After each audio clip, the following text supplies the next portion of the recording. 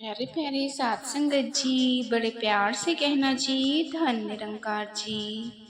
सात संगत जी, आशा करती हूँ सात संगत कि सदगुरु माता जी की कृपा से आप सब भी बहुत अच्छे होंगे। सात संगत जी, आज मैं एक नई साखी लेकर आई हूँ। साखी का शीर्षक है सात संगत जी, अपना एक अलग कमरा। सात संगत, चलिए सुनते हैं सात संगत आज की ये साखी। सुमित्रा की आंखों में आज एक नई चमक थी। बरसों तक एक छोटे से मकान में रहने के बाद अब जाकर उसे और उसके पति को अपना सपना सच होता दिखाई दे रहा था। सात संगत, उन्होंने अपने नाम पर जमीन खरीदी थी, वो किराए का मकान। सात संगत, जिसमें सात संगत उन्होंने अब तक पूरी जिंदगी काटी थी, किसी डिब्बे से कम नहीं था। सात संगत, कमरे इतने छोटे थे कि एक बार अगर बच्चों की हंसी गूंजती थी तो सांस की नींद खुल जाती थी। सात संगत, गर्मियों में छत पिघलती हुई सी लगती थी। सात संगत, और बरसातों में तो दीवारें भी फूफंद जैसी महक छोड़ा करती थी। रसोई तो बस एक कोना था जहाँ रसोई कम और मेहनत ज्यादा होती थी। सात संगत, जब भी कोई मेहमान आता था तो बिस्तर के लिए तो जगह बचते ही नहीं थे। सात संगत, सुमित्रा और उसके पति प्रेम सात संगत जी फर्श पर ही सो जाते थे।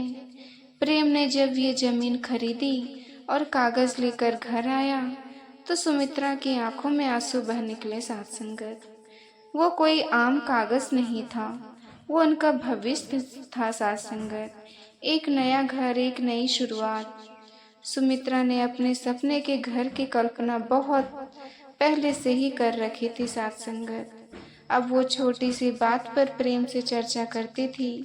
वो चाहती थी कि घर में एक छोटा सा बगीचा हो जहाँ सुबह की चाय पौधों के पास बैठकर पी जा सके। सास ससुर के लिए एक छोटा कमरा हो ताकि उन्हें परेशानी ना हो। सात संगत, एक मेहमानों के लिए कमरा हो ताकि कोई रिश्तेदार आए तो उसे भी अपनापन महसूस हो। उनका खुद का एक शांत सा बेडरूम हो जहाँ दिन भर की थकान मिटाई जा सके। सात संगत, और कुछ प्यार भरे पल बताए जा सके। सात संगत जी, बच्चों के लिए एक अलग से कमरा हो जिसके दीवारें पर ही अलमारियां हो। रसोई में भी थोड़ी बड़ी और खुली हो। सात संगत, जहाँ काम करना बोझ नहीं बल्कि अच्छा लगे। और घर में एक छोटा सा मंदिर भी हो जिसमें हर सुबह दिया जले, घंटी बजे और मन को शांति मिले। सत्संगत जी, नक्शा बन रहा था और साथ ही एक नई जिंदगी की नींव भी पड़ रही थी।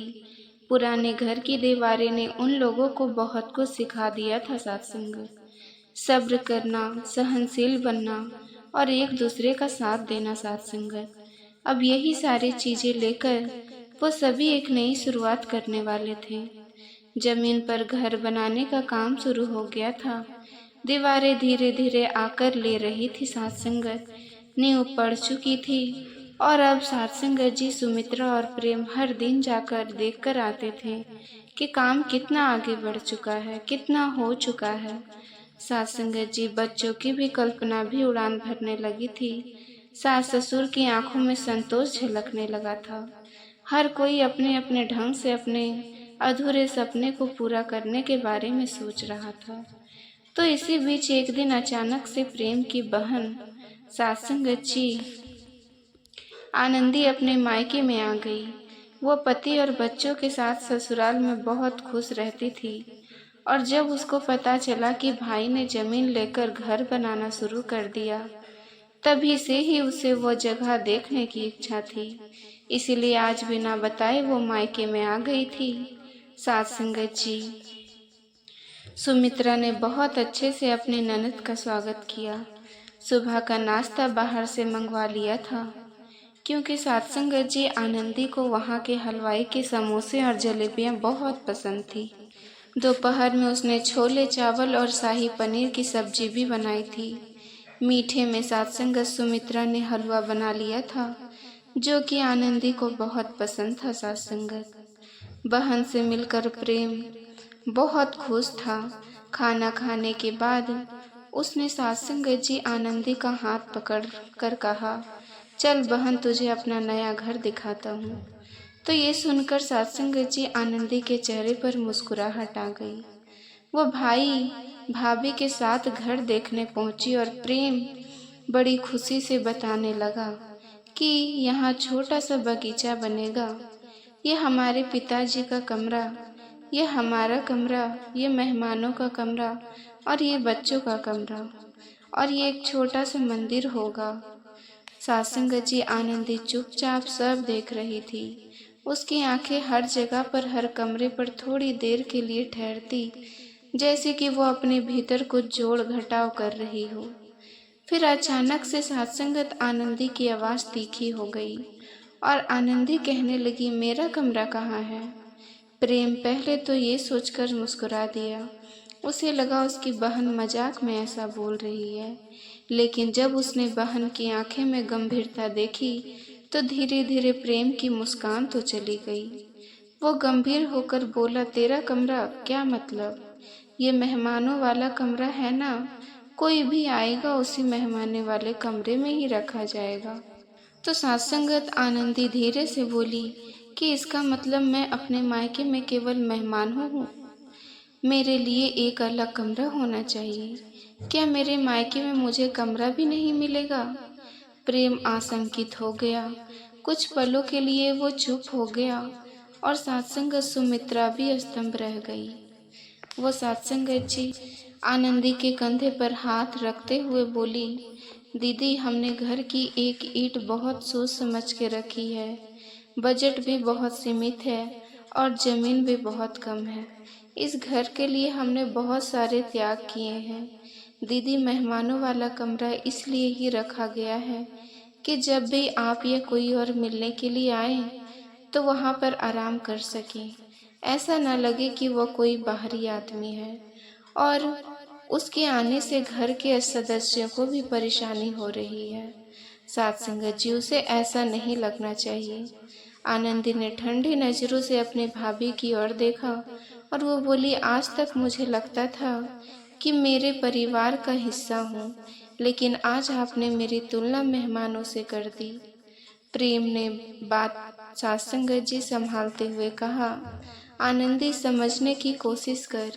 ये घर हमने अपने बच्चों के लिए, माँ बाप के लिए और सीमित साधनों से बनाया है। अगर जमीन और पैसा साथ देता तो हम और भी बहुत कुछ बनवाते। जब भी मायके आएगी ये तेरा ही घर रहेगा, लेकिन और एक कमरा बनवाना आसान नहीं है। आनंदी की आंखों में हल्का गुस्सा आ गया।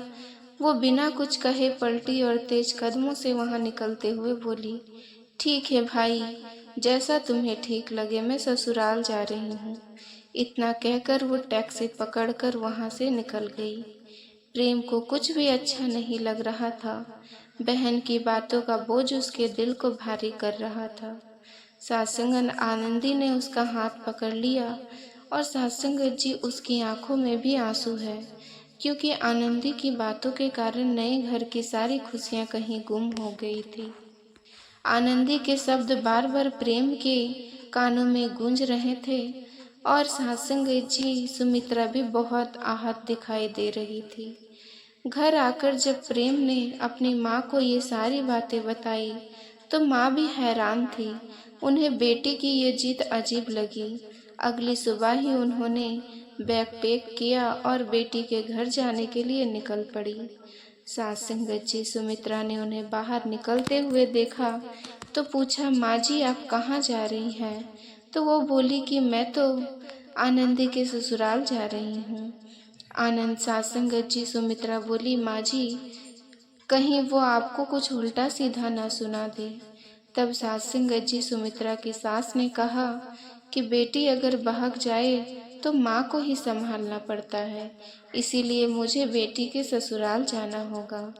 थोड़ी देर के बाद सुमित्रा की जो सास थी वह बेटे के ससुराल पहुंच गई और सासंगत जी आनंदी ने जब दरवाजा खोला तो माँ को सामने देखकर वो हैरान रह गई।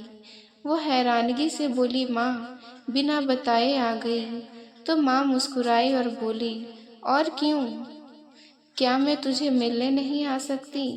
तब सात संगत आनंदी माँ को लेकर अपने घर के अंदर गई।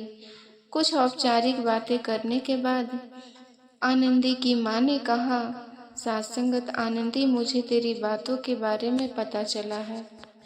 तो सात संगत जी आनंदी बोली, माँ मुझे भी मायके में मेरा अलग कमरा चाहिए। आखिर मैं गलत क्या मांग रही हूँ? अगर भाई का नया घर बन रहा है तो क्या उसमें मेरे लिए कमरा भी नहीं हो सकता? क्या मायके में मेरा कोई हक नहीं है? तो सात संगत माँ ने उसके हाथों पर अपना हाथ रखते हुए बहुत ही आराम से कहा, अधिकार है बेटा, हक है बेटा, लेकिन हर एक अधिकार की एक मर्यादा होती है। मध्यम वर्गीय घर एक एक कोना बहुत सोच समझ कर बनवाया पड़ता है साथ संगत। वहाँ हर ईंट में त्याग होता है और हर झरोखे में एक सपना होता है। तू भी तो अपने ससुराल में रहती है, यहाँ पर तो तेरा एक अलग कमरा है ही। तेरे पति हैं, बच्चे हैं, तेरी तो अपनी एक अलग दुनिया है। मायका भी हमेशा तेरा होगा। मेहमानों वाला कमरा में रहने से कोई मेहमान नहीं बन जाता। अगर साथ संगत हर मायके में बेटियों का अलग कमरा बनवाने लगेगा तो बहुएं कहाँ रहेगी और बेटों के बच्चे कहाँ खेलेंगे? तेरे ससुराल में यदि तेरी 5 ननदों के लिए अलग अलग कमरा बनवाना पड़ेगा तो तू कहाँ जाएगी? अब साथ संगत आनंदी की आंखों में आंसू आ गए। माँ की बातें उसे अंदर तक भेद गई थी। साथ संगत वो कांपते हुए बोली, माँ शायद मैं कुछ ज्यादा ही बोल गई। तो माँ ने उसके सर पर प्यार से हाथ रखते हुए कहा, नहीं बेटा, ऐसे नहीं बोलते, तो बस अपना दिल बड़ा रख। मकान तो हमारा कई सालों से छोटा ही था, लेकिन हम प्यार से रहते थे ना। अब नया घर बन रहा है तो लड़ाई झगड़ा क्यों? सास संगत जी आनंदी शर्मिंदगी से भर गई। अब माँ तो बेटी को समझाकर वापस आ गई। कुछ दिनों के बाद सास संगत आनंदी वापस उसी जगह पहुंची जहां उसने भाई भाभी का दिल दुखाया था। वहां पर प्रेम और सुमित्रा घर को बनाते हुए देख रहे थे। तभी पीछे से आवाज लगाई। भैया भाभी दोनों ने पलट कर देखा। आनंदी की आवाज में नम्रता थी। वो बोली, आप दोनों मुझे माफ कर दो। प्रेम उसके पास गया और धीरे से बोला कि मेरी बहन, रिश्ते थोड़ी समझदारी मांगते हैं। हम तुझसे नाराज बिल्कुल नहीं हैं। आनंदी की आंखें भर आई। सासंगत उसने आगे बढ़कर भाभी को गले से लगा लिया। तब सासंगत जी सुमित्रा ने मुस्कुराकर कहा, अब तो हमेशा हमारे दिल में रहती है दीदी। वहाँ कोई पैसे की चिंता भी नहीं है। ये सुनते ही सासंगत आनंदी का चेहरा खिल गया। धीरे धीरे समय बीता, घर बनकर तैयार हो गया। गृह प्रवेश वाले दिन तो मानो घर की दीवारें मुस्कुरा रही थी। सासंगत दरवाजे पर पत्तों के तोरण लटके हुए थे और अंदर कुमकुम की खुशबू फैली हुई थी। पंडित जी मंत्र पढ़ रहे थे और सुमित्रा हाथ में कलश लेकर धीरे धीरे दहलीज पार कर रही थी। प्रेम ने भी पीछे से बच्चों और माँ बाप और बहन के साथ घर में प्रवेश किया। सात्संगत आनंदी की आंखों में सात्संगत जी, भाई भाभी और परिवार की खुशी देखकर नमी और मुस्कान दोनों थी। वो खुश थी कि उसका मायका भी अब हंसी खुशी अपने नए घर में रहेगा। साथ संगत जी, रिश्ते की दीवारें समझ और प्यार से टिकती है, वरना सबसे मजबूत घर वे खाली लगते हैं। साथ संगत उम्मीद है कि ये साखी आपको जरूर पसंद आई होगी। साथ संगत जी, आज की ये साखी आप लोगों को अच्छी लगी हो साथ संगत, तो चैनल को सब्सक्राइब करना ना भूलें। और साथ संगत जी, आप सभी से फिर मुलाकात होगी अगली साखी के साथ। साथ संगत जी, बड़े प्यार से